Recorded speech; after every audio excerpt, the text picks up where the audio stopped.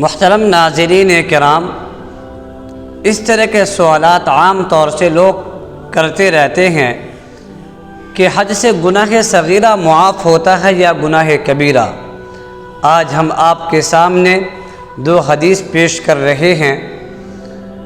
آپ اس حدیث کو غور سے سنیے، پھر آپ خود ہی فیصلہ کر لیں گے کہ حج سے گناہ صغیرہ معاف ہوتا ہے یا گناہ کبیرہ۔ ابن شمامہ رحمۃ اللہ علیہ فرماتے ہیں، صحیح ابن خزیمہ کی روایت ہے کہ ہم لوگ حضرت عمرو بن عاص رضی اللہ تعالیٰ عنہ کی خدمت میں اس وقت حاضر ہوئے جب وہ انتقال فرما رہے تھے۔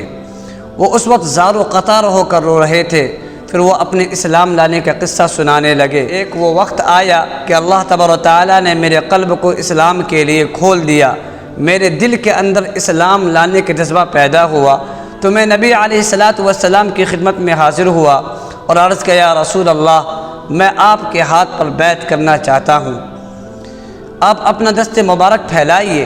نبی علیہ السلام نے اپنا دست مبارک پھیلا دیے۔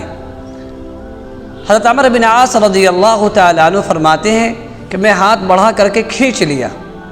نبی علیہ السلام نے فرمایا، یا عمرو، یہ کیا ہے؟ انہوں نے کہا، یا رسول اللہ، میں ایک شرط لگانا چاہتا ہوں۔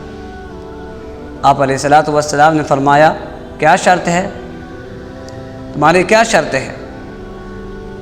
انہوں نے کہا، یا رسول اللہ، میں اس شرط پر آپ کے ہاتھ پر بیعت کروں گا کہ میرے پچھلے سارے گناہ معاف ہو جائیں۔ نبی علیہ السلام نے ارشاد فرمایا، یا عمر، ان الاسلام یخدم ما کان قبلہ وان الہجرۃ تہدم ما کان قبلہ وان الحج یخدم ما کان قبلہ۔ اے عمر، اسلام پچھلے سارے گناہوں کا خاتمہ کر دیتا ہے جو کفر کے حالت میں کیے گئے ہوں، اور ہجرت ماضی کے سارے لغزشوں کو ختم کر دیتی ہے، اور حج ماضی کے تمام گناہوں کا خاتمہ کر دیتا ہے۔ ایک یہ حدیث ہے، اور ایک دوسری حدیث ہے کہ نبی علیہ السلام نے ارشاد فرمایا، من حج للہ فلم یرفث ولم یفسق رجع کیوم ولدت امہ۔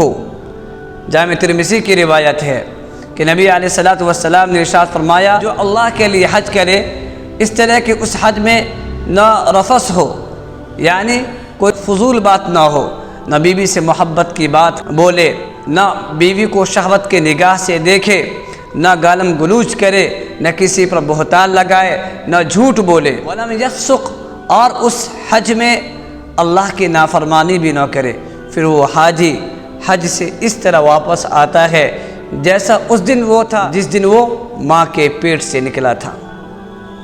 یہ دو حدیث ہے۔ ان دونوں حدیث کو سامنے رکھ کر علماء کا بڑا طبقہ، علماء کی ایک بہت بڑی جماعت نے فتویٰ لگایا ہے کہ حج سے تمام گناہ معاف ہو جاتے ہیں، صغیرہ کبیرہ ہر طرح کے گناہ معاف ہو جاتے ہیں۔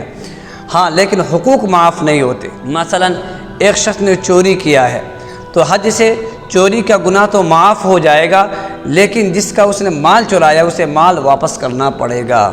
تو ہمیں کیا پتہ چلا کہ حج سے صغیرہ اور کبیرہ ہر طرح کے گناہ معاف ہو جاتے ہیں، مگر حقوق معاف نہیں ہوتے۔